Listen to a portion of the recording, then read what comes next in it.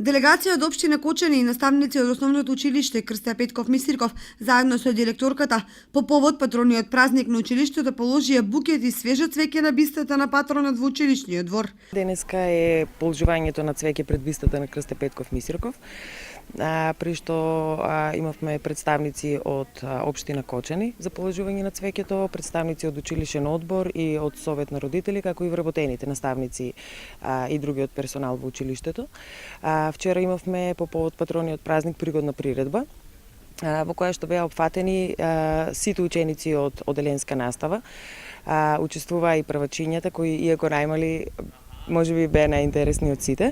По повод патрониот празник синоќа во салата на Домот на културата во Оризари беше организирана свечена академија со богата културно-уметничка програма на која настапи учениците, членови на секциите кои работат во училиштето.